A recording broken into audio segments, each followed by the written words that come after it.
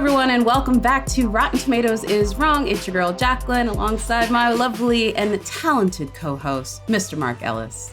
Jacqueline, I don't know if you saw this a couple days ago, but did you know that the Oscar nominations were announced? I think I did see something about that on my calendar. Okay, yeah, I just have one question. I know you've been inundated in this. Can I ask you one question about the nominations that I have to get off my chest? Okay. Why is Licorice Pizza a harder movie to make than Dune? Those nominations were so chaotic. Like Denis Villeneuve literally put the entire desert and Frank Herbert's movie on his back and made it watchable after the first one. And he couldn't even score a director nomination. And he is like the Susan Lucci of Best Director. Poor guy.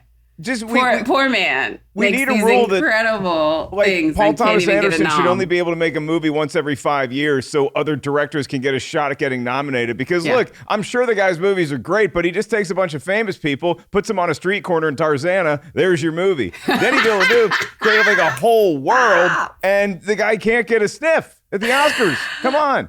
They like PTA, man. And as somebody who is the hugest, the man can make Phantom Thread, which is basically a love letter to, seamstresses, and he can make a porno movie. I'm sorry, the man has range. Give him his credit, okay? He made Boogie Nights. Come on. I'll give Paul Anderson credit for making Mortal Kombat, the movie that should have won all those Oscars.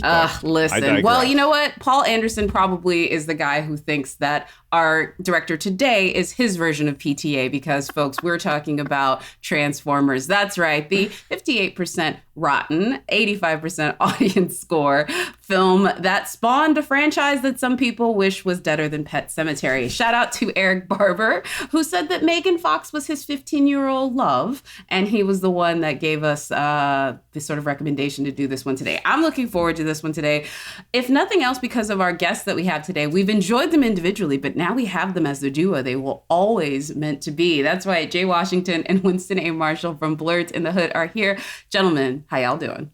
I'm stuck with him for another 72 hours. I was going to say, unfortunately, we have had to do, 2 going on now, 3 and 4 projects today for the last 24. I am tired of him. You know how you love your mama, but you wish you could just go to the other side of the house and she would just leave you alone for an extended period of time? That's just really what's going on right now. He is like this little brother that you just can't get off your back. You're like, hey man, let me live my life, and he won't let you live his life. He's like that bald, creepy uncle with the scar, that loves to bring stuff. that loves to bring stuff up. That's not. Jacqueline, do you get the vibe that we're interviewing a band on their comeback tour where they don't really want to be around each other except for when they're on stage? They have separate green rooms. Blurred's in the hood behind the music. This is very that. This is very that. But the one thing is great about having both of you here, even though it might be a bit of a marital counseling session, is the fact that we're going to be talking about a film that both of you feel very passionate about. We have invited Mark into our little Negro spiritual today. This is our version of Black History Month. It's the truth. I'm glad he got the invite, not to the cookout. This is more of a little tidbit brunch. So we'll see how he fares by the end of it, ladies. Is there a wristband I need to wear in case anybody asks me what I'm doing here? Be I belong. I was invited. Yeah, but it actually says Sounds of Blackness, I Believe on it. It's from the 90s. What's the name of the... Yeah. Sounds of Blackness. Remember, I Believe? I believe. I mean, I think if we can get Mark the drip of the Bengals quarterback, if we can get him a little bit of that drip, he'll be all right. Drip. Yeah, a little Joe Burrow drip. That'll be all right. But hey, look, this group obviously has opinions about this.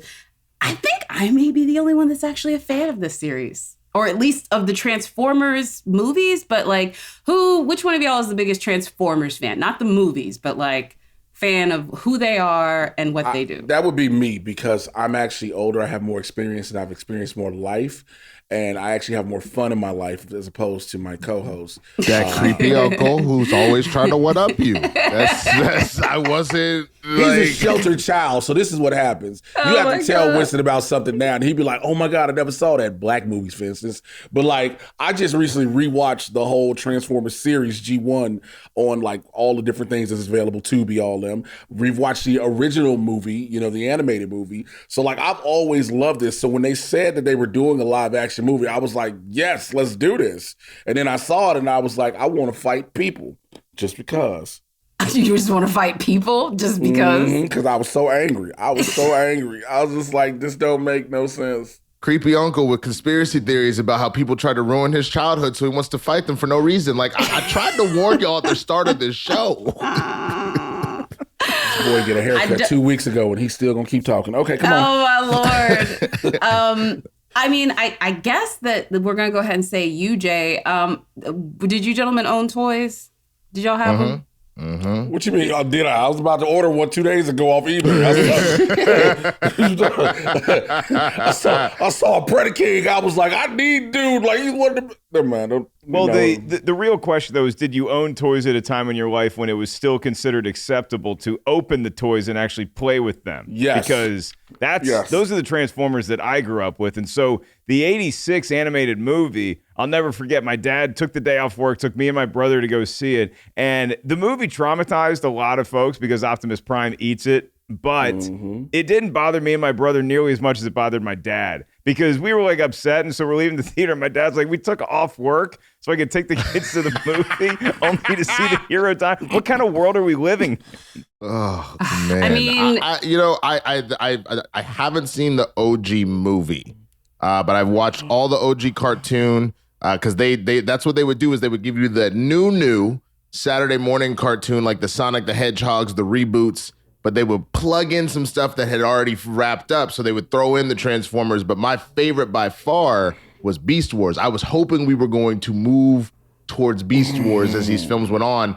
And then I started watching the films, and I was like, let's move away from Beast Wars. Let's not also ruin my childhood like apparently the OG movie did Mark Ellis and his brother. So.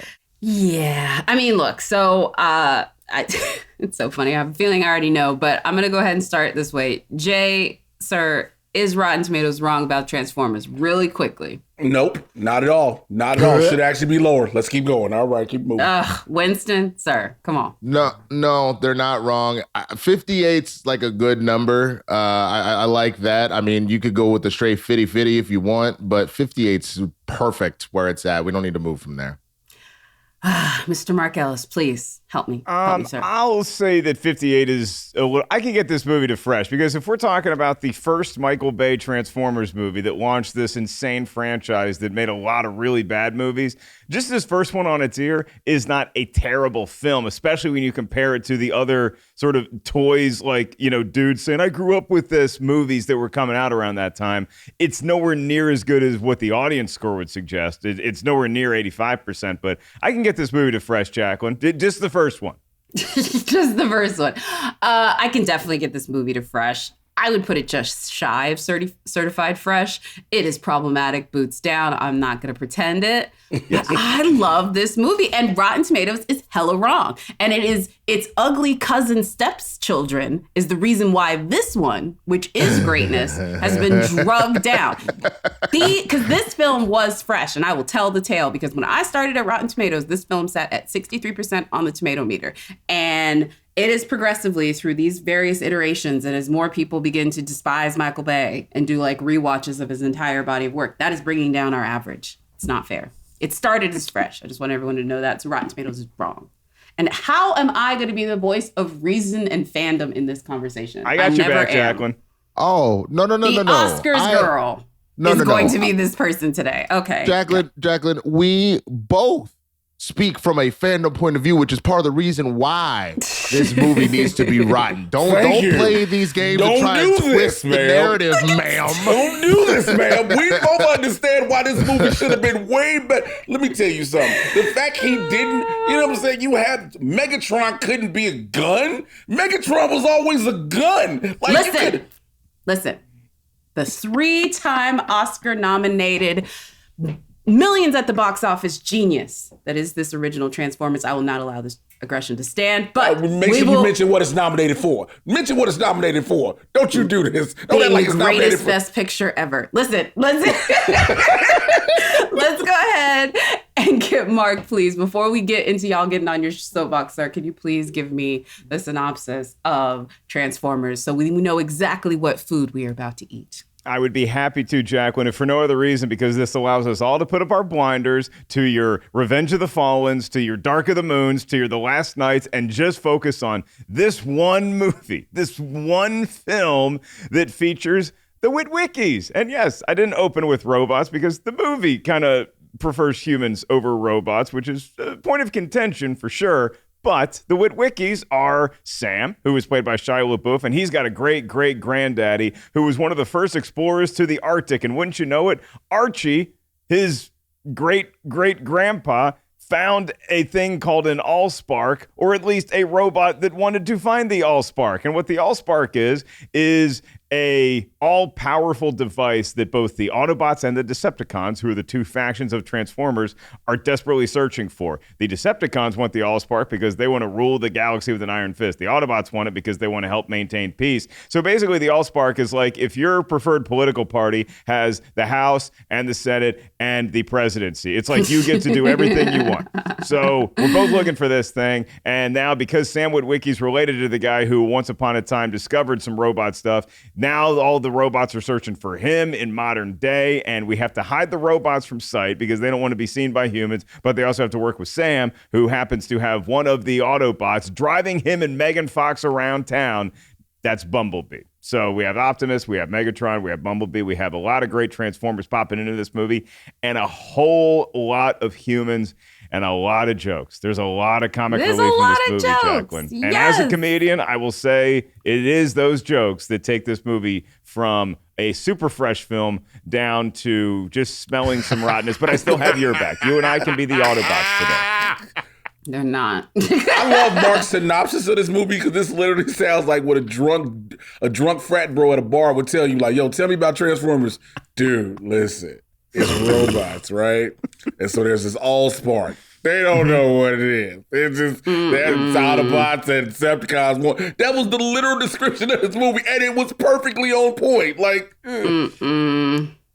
Listen, there's a lot to be said, specifically about Ratchet and Jazz.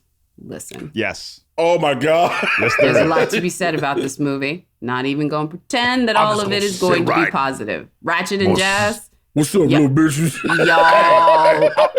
Y'all ain't never gonna see the gates of heaven for that. Y'all ain't never gonna see the gates of heaven for those two. I'm sorry.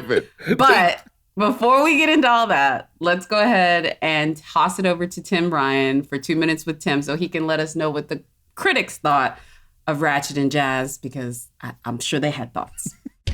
2 minutes with Tim. The Transformers movies are among the most critically maligned of all the big budget franchises, but things started out on reasonably solid footing in 2007. Sure, a lot of critics derided the thin script and were divided over whether the action scenes were loud and exciting or simply loud. But there was also more than a little praise for the cast, which included up-and-comers Shia LaBeouf, Megan Fox, and Josh Duhamel. Transformers is rotten, but at 58% with 227 reviews, and it does have an 85% audience score. And here's a super quick rundown on the other movies in the franchise. Transformers Revenge of the Fallen is rotten at 20%. Transformers Dark of the Moon is rotten at 35%. Transformers Age of Extinction is rotten at 17%. Transformers The Last Night is rotten at 15%. And the spin-off Bumblebee is certified fresh at 90%. But what did the critics have to say about Transformers back in 2007? In a rotten review, Tom Charity of CNN.com wrote, "The illusion is shattered whenever the bots start talking or the action stops. Director Michael Bay tries to gloss over the infantile plot, but it would take a lighter, wittier touch to square the movie's pedestrian script." However, in a fresh review, Richard Roper of Ebert and Roper said, "It's a big, cool, dopey, noisy, nonstop action powerhouse. It's also too long by a half hour and it left my ears ringing, but it's a lot of fun." The Rotten Tomatoes critics' consensus reads, "While believable characters are hard to come by in Transformers, the effects are staggering and the action is exhilarating." So that's Transformers. Let's kick it back to Jacqueline and Mark, who are more than meets the eye, but are not robots in disguise. At least as far as I know anyway. I haven't seen them in a while. Back to you, folks. Oh, he hasn't seen my new animatronic arm. It's beautiful. It wears you and you wear it. I've not seen that. I'm just kidding. No, sorry, Tim. I have not developed Autobot capabilities in the pandemic. But let's go ahead and break down this movie, ladies and gentlemen. I'm going to fight the good fight for the Transformers. So, Ryan, cue the music. All right, Winston, listen. I know.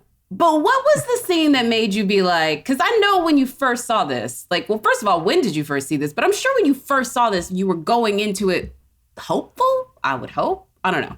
Break it down for me. I mean, you're talking 07. So I'm in the middle of college. I want to say this came out summer 07. So I had, just finished my freshman year.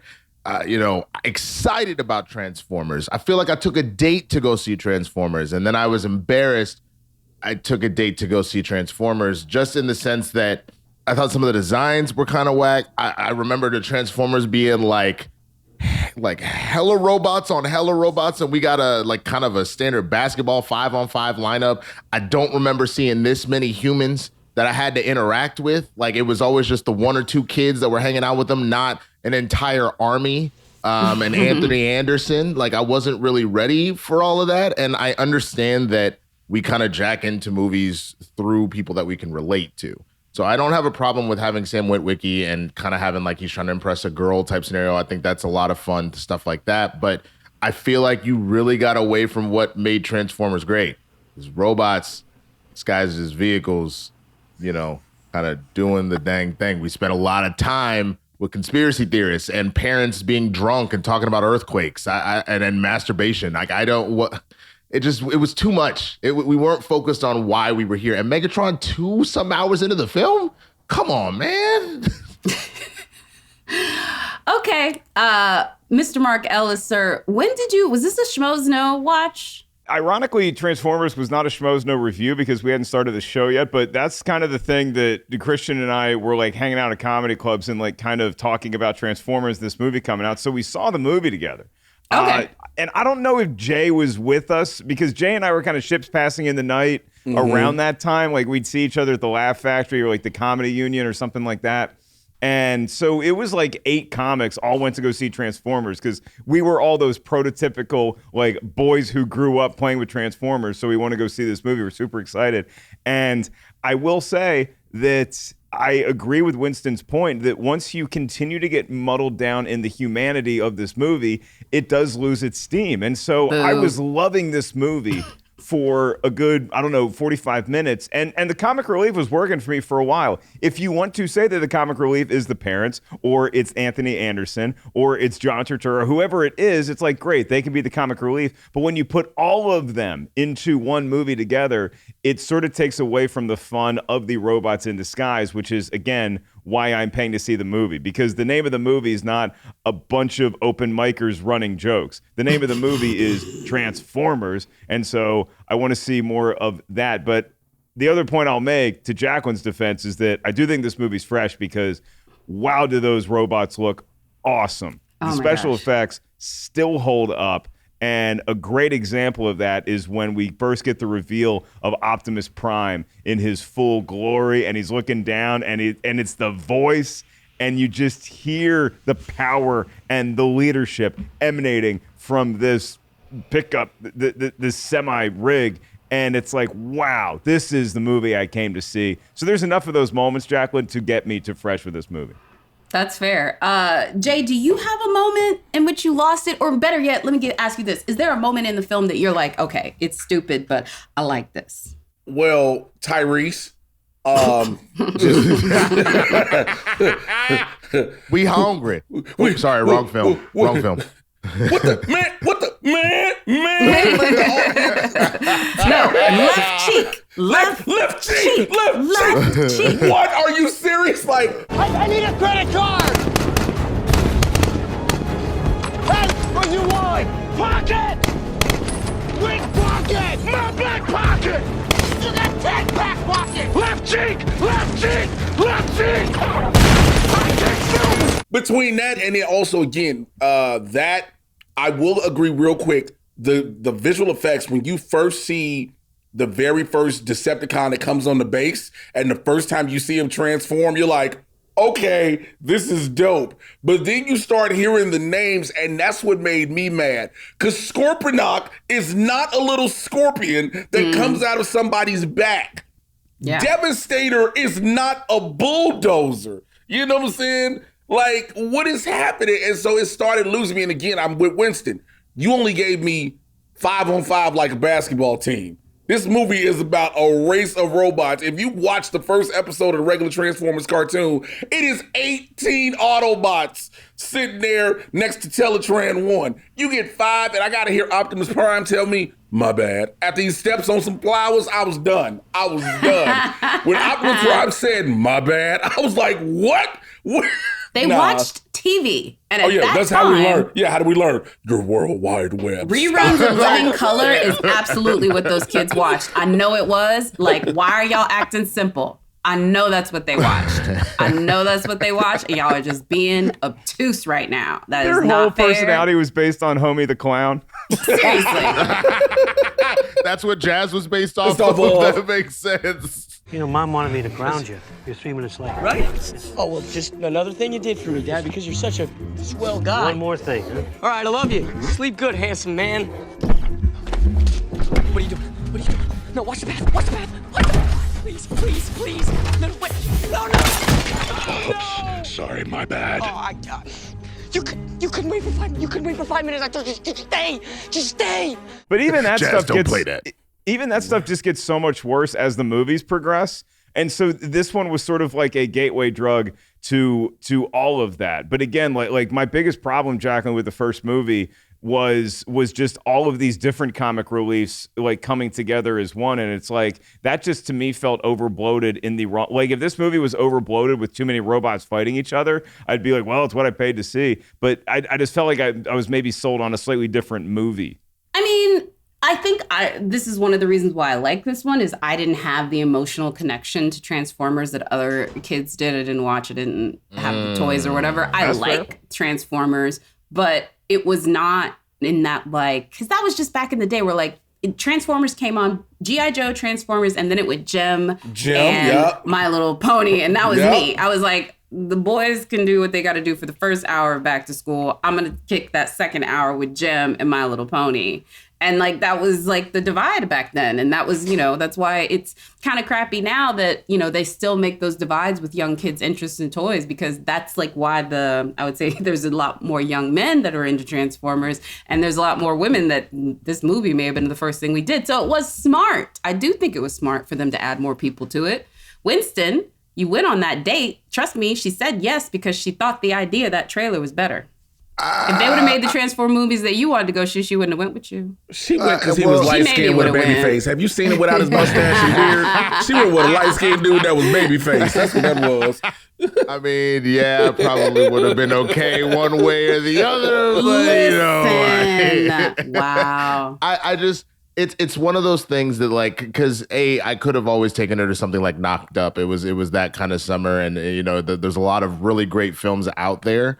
I think what got me is, again, I don't have a problem with the love story. I don't have a problem with, like, again, there were always the teenagers kind of hanging out with the Transformers to be like, okay, well, we'll help you out however we can, Optimus. Like, that is kind of standard. I'm here for that. That's totally fine. I think what my problem just became is, once again, the actors that play Shia LaBeouf's parents are actually very funny. Anthony Anderson, I think, is hysterical. It's that, like Mark said, you're getting too many voices. I don't need 20 comic reliefs. I don't need to spend time talking about the dog's pain pills and like, you on drugs, kid? Huh? You want drugs? You want my gun? Go for my gun. Go on. Come on, take it. Like, I didn't know what movie I actually came here to watch is kind of the problem. And when you throw that in with the fact that Starscream is probably one of my favorite Transformers, and they made him look like some reject geometric shape, like that got thrown with the little chrome on him.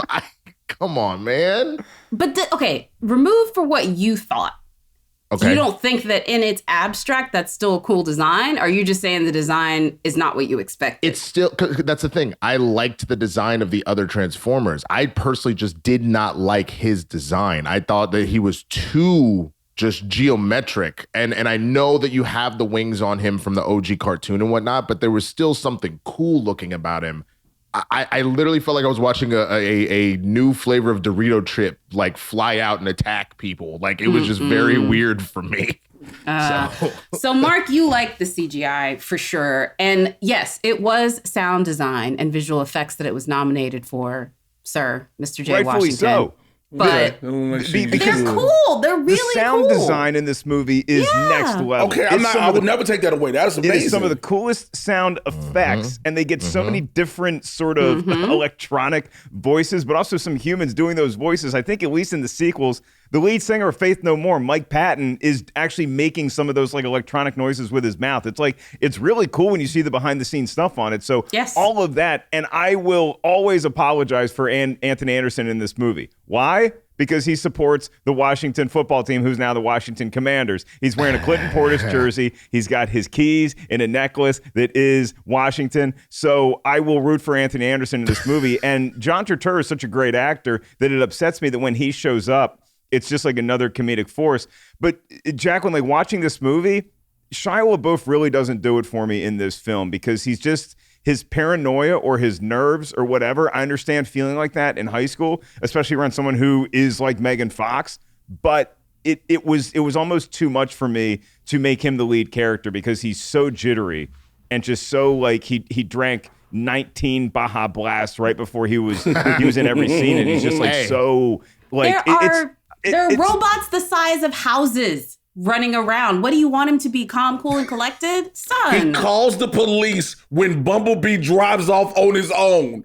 He chases Bumblebee on a bike. My car's been stolen. You're like, bro, for real, this is what we gonna do? You just can't, you gonna chase the car. I'm following, I'm in pursuit. Again, there's certain things that just get too much. It's like, it's no longer believable about it. No, I'm right there with you. And Mark, you do have a point. He did have too much Baja Blast while trying to play Xbox, which turned into a robot, which driving his Chevrolet while someone else drove a GMC, while someone else was dealing with Coca-Cola. Like, yeah, there was a lot of stuff going on. Nokia, was out here in the streets being the way of the samurai. Time out, though. Let me tell you about what I think is one of the coolest moments really quickly. First of all, when Megan is like sitting on Shia's lap, it's like, well, the car drives. And she's just like, well, if he can change into anything, why does he change into this beat up car? And then they go on the wheels and it becomes the cool Camaro and the music plays as it pulls up and he's just like, are you going to get in the car? Come on, son. You know what I don't understand?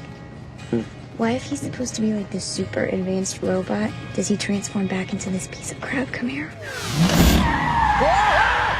Oh, see, no, that doesn't work. See? Right now, see? Fantastic. Now you pissed him off. That car is sensitive. I mean, $4,000 just drove off.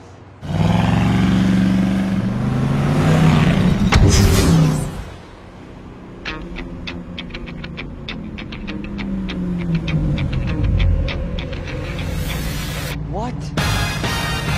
Yeah, like, come on, that is so cool. There That's a are good some moment. dudes I know That was cool. for a fact they're like, yes, this is exactly where I'm taking you to this date movie. That is so smooth. Yeah, but they didn't drive that Camaro, Jacqueline. They didn't drive that Camaro. They're getting the residual smooth from the moment. Listen, as a girl that lives for American muscle, my very first car was a Dodge Challenger, and like dream of that. That was the coolest moment in the world. And I will have to admit, I'm a huge fan of American muscle cars. So the fact that it was a Camaro, yeah, I'm down. Like the car wins already just for that fact, and it should have stayed the '70s version. I'll also say this one thing too: we need to acknowledge the late great legend and icon that is in this movie. Yeah, for Bernie for Mac. 5 minutes. I mean, seriously. Yeah. Hey Manny, come get your cousin up in and haven't made this out, baby.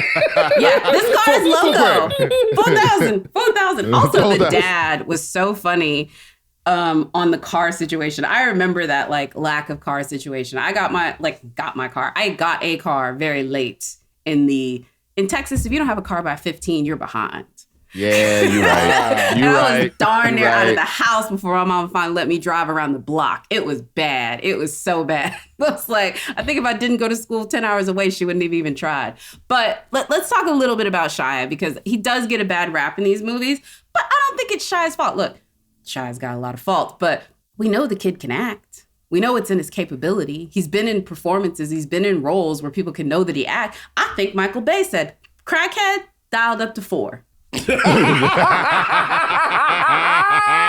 a 10, but it's definitely 4-level crackhead. Like, you know what I'm saying? I think with someone who, like, once you see the breadth of Shia LaBeouf's talent past Transformers, then you can look back and say, okay, this might have been the director who, again, by this point in his career, Michael Bay had made gigantic movies. He had The Rock, he had Armageddon, which there's a funny nod to Armageddon in this movie. He did Pearl Harbor, he'd done Bad Boys, he had done a lot of things, and he had that reputation by this point, too, of being sort of an on-set tyrant. So if you are Shia LaBeouf and this is your first huge blockbuster, you're coming off like, what, Disturbia? And the Project Greenlight movie, you're like, okay, I'm just going to play with whatever this guy gives me. And so I understand him and Megan Fox just kind of being good soldiers. And also say, I thought Megan Fox is great in this movie, despite the fact that Michael Bay thought he was making a Cisco video with her. Girl. I think it's really nice that they are giving her the role of being like a gearhead. Yeah. At least they wrote that character with a little bit more than just the object of affection. That. They filmed her like an object of affection, for sure. Oh, every time you saw her. Girl. And I mean, look, I remember at the time being like, oh my gosh, she's so pretty. Well, no, and I also feel that, like, while I do, like you said, appreciate they at least gave her something with a little more depth, like her record and being a gearhead and all that kind of stuff, that also was just a smokescreen to then, as well as the other actress to be the hacker, Rachel Taylor. Rachel Taylor, exactly. Excuse me, Rachel Taylor. But then there was a smoke screen so that you could have a Transformer jump over one woman, just like, no, like there's a lot of that happening where it's kind of like, I think you did all the rest of this so you just can do so that. you can have that one moment. Yeah. Hey, look, if you had to, script wasn't written by Michael Bay. Yeah, if you had to look at this cast and say, okay, who am I drafting from this movie to start on my team to competently handle the scenario that's playing out with all these machines crashing on Earth? Megan Fox and Rachel Taylor might be my first 2 draft picks simply because they have cool heads throughout this movie. They're more level-headed and they're just about getting the mission done. John Voight, because we found out how he really feels afterwards, and you were like, yep, this checks. You found out how he was, and then you were like, you know what? Him being the Secretary of Defense was like, this is a national emergency. And then you hear him later, you're like, yeah, okay. Everything was in order. Got it. Jay, it's a well-known fact that John Voight had no idea he was in a movie. He thought he was actually the Secretary of Defense. That was such a check for John Voight. Like, in fact, I'm going to go ahead and assume there was a lot of checks for this one. Also, the 3 screenwriters on this are Robert Orci, Alex Kurtzman, and John Rogers. John Rogers was the man who brought us Catwoman. Speaks volumes.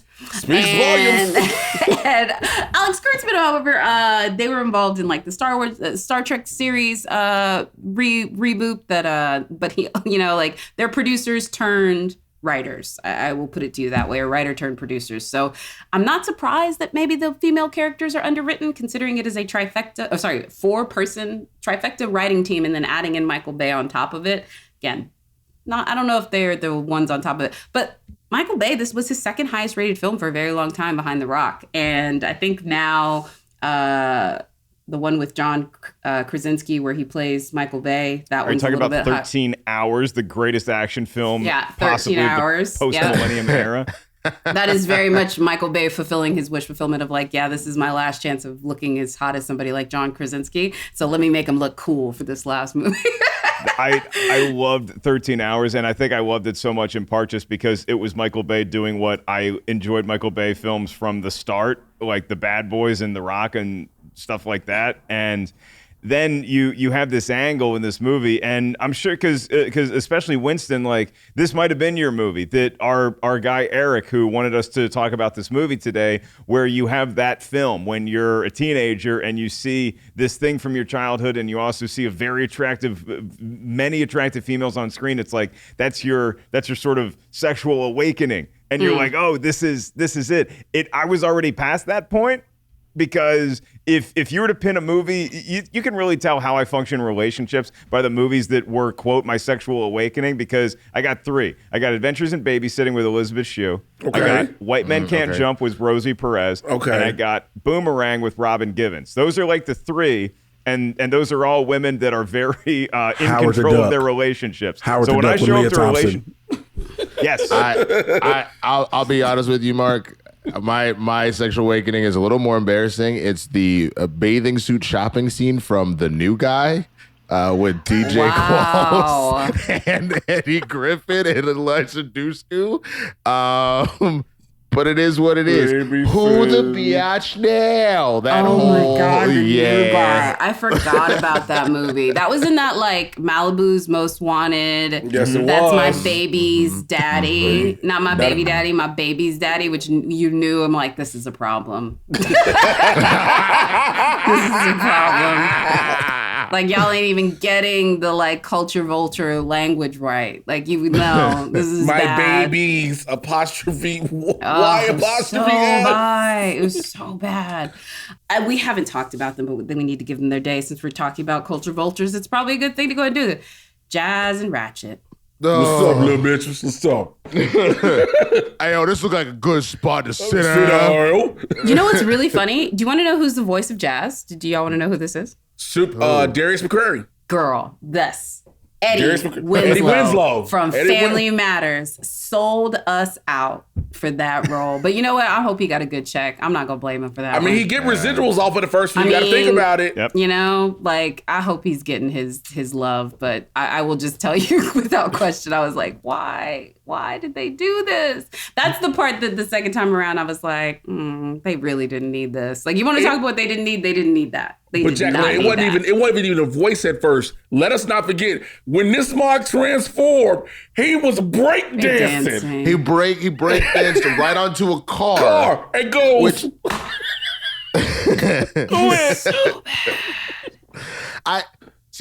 Here's the other problem, and I know that we're just talking about this specific movie, but we got to talk about the ripple effect. For some reason, they thought that was so dope, they decided to double down with the twins in the next movie. Skins and mud flap off. Yep. Like, they doubled down. Like, that's so that to me adds to. I know we got to focus on the movie that we physically saw last night at 9 p.m. to make sure we were ready to rewatch. Have the refresh. Like, but you are setting us up for failure. That's the problem. On top of the fact that the one black Autobot, you just gonna murk, and you gonna have Megatron rip him in half. Like it was really rough. It felt very like a video on YouTube. You're like, oh, I didn't want to see this. You know what I mean? Yeah. Like, it very much felt like you're feeding through and somebody like shows them like, this is a murder. No. It very much felt like that. It very much felt like that. He didn't have to go like that. Like, he really didn't have to go like that. Megatron could have shot him. He didn't have to just, no, we're going to make sure we get rid of the black one real quick.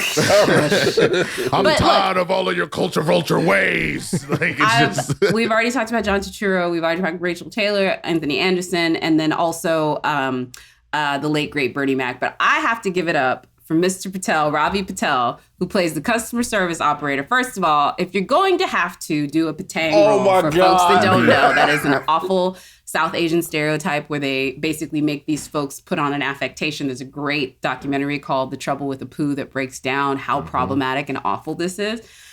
Early in his career, like, this guy had already done, or was about to do, I think at this point, a Sundance film, Meet the Patels, which is the documentary about his parents. He's like a really incredible filmmaker and actor and writer.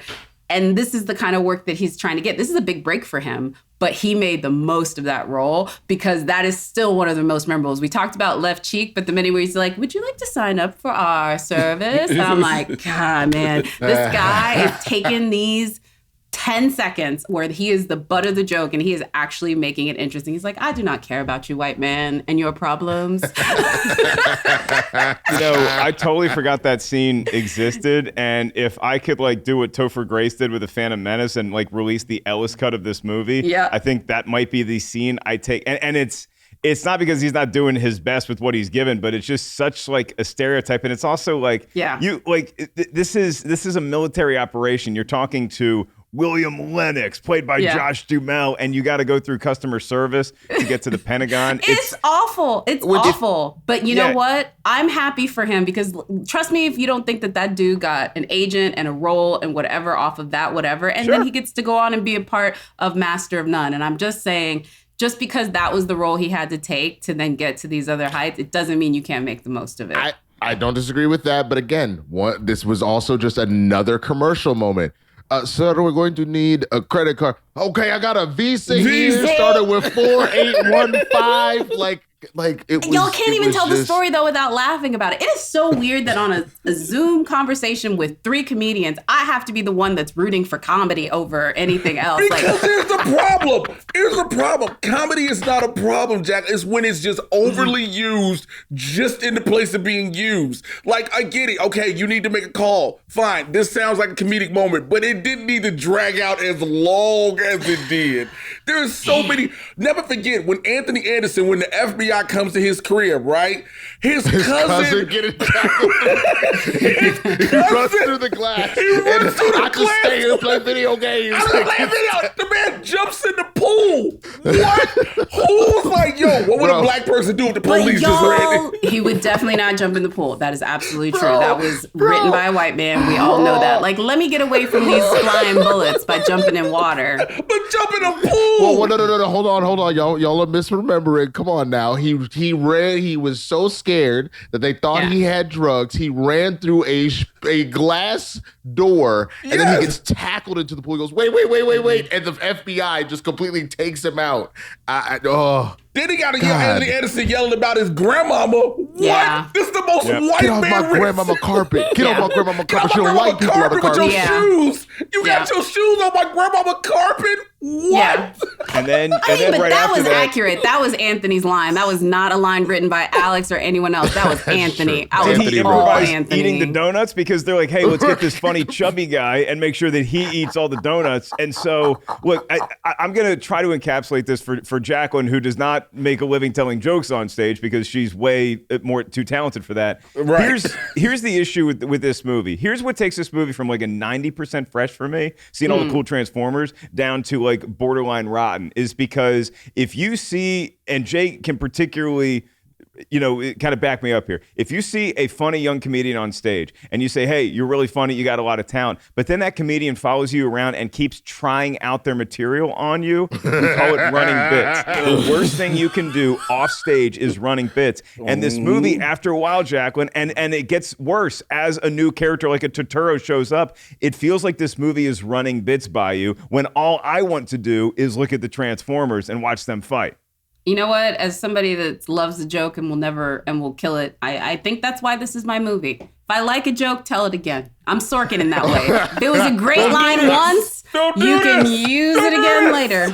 I am very Aaron Sorkin in that, and I will just let you guys sort of, have your moment. As the only woman on this chat this morning, too, about the Transformers, I was surprised, thank you, shout out to Mark Hoffmeyer for this information, to learn that, on top of, the franchise grossing billions at the box office, apparently there was a female Transformers, and I guess they cut her to avoid the Smurfette effect. Winston, did you know about this? No, I did not know that they did that at all. That's kind of whack. Just let her get in there. Like honestly, you could have made her. You could have put her on either side. I would have said put her on the Decepticon side and let her be the most vicious out of everybody.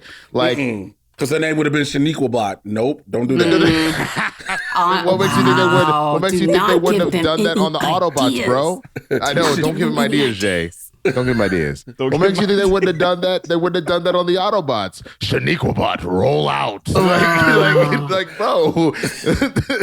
But can Transformers procreate? That's a good question. Transformers procreate? How do you make a new Via Transformer? the Allspark. No, oh my they God. just break off parts of themselves and incubate it. It's like starfish style. You cut off half and then it becomes big. Also, here's another part.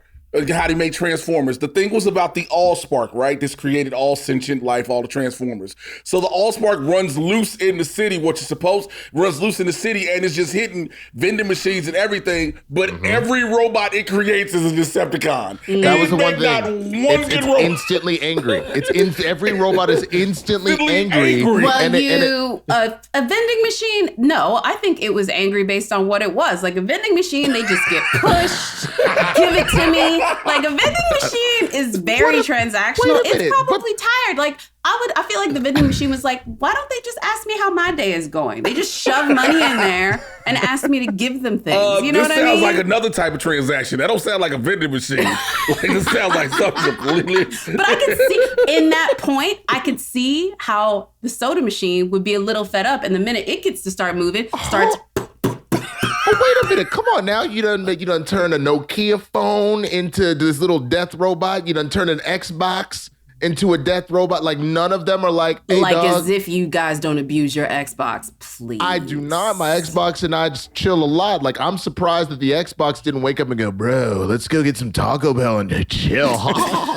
Like I was like concerned that every single human piece of technology instantly wanted to murder us. On top of the fact that I heard the Terminator theme multiple times, just kind of sneak into the da da da da da, and I was like, so dude, this is what we're doing now, right? We're just this is Skynet coming to life because of the Allspark. Also, we need to talk about how they murdered that Nokia too. They nuked the Nokia. They nuked. The phone was just trying to live its life. He was like, "Hey man, I'm just following orders," and they killed him. Like they microwaved him. I know, that was a shame. The movie starts to spin out of control at the climactic battle, but there is a lot of great action, at least, that you get away from some of the comedy by the end of this. And so, like, I think the redeeming value of this first Transformers movie is that I will say it is by far the best in the entire franchise until we got to Bumblebee. Yeah, because I was just about to say, before we get out of here, we have to give Bumblebee a little bit of love, It's a good movie, but the first, 8 minutes of Bumblebee that take place, at the Transformers' home planet, that is something special. That is awesome. That's the entire movie that I want to see. Yeah, is it Travis Scott? Yes, it is. Yeah, Travis Scott did that one. Yeah, no, really incredible. It shows, too, that director, the one thing I want to talk about, it said how much not only did he love Transformers, he loved the movies and he wanted to make E.T. with Transformers, which is some of the vibe. Like basically, Transformers works when you make it into E.T. with your Transformers, which is what Bumblebee is. When you try to make it into Bad Boys with Transformers, which is what this first one is, that's where things get, I think, a little bit whatever. It has to go back to that childlike, nostalgia-like, whatever. And so if you wanted to sort of put the skin of Transformers over any sort of kid-like movie, that's a way to go.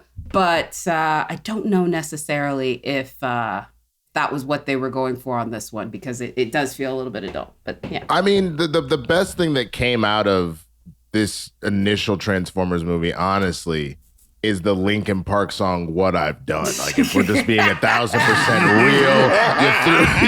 real, you threw it in at the end as well to let us know Starscream is going to get back up, or to take over the Decepticons. Like, you're sitting here kind of belting it while Optimus's sultry voice tells the Autobots will remain on our new planet, Earth. Thank you. Like, I mean, it was that was the best part of the film, was the ending, for sure. Also, Optimus is a freeloader, if we really think about it. Because at the end of the movie, Optimus was like, "Hey, y'all, I found a new place to kick it." Come on. He really did, though. He did the thing that we all do. It's like, once you in the party, inviting everyone in. Everybody over, like, "Hey, y'all, come through.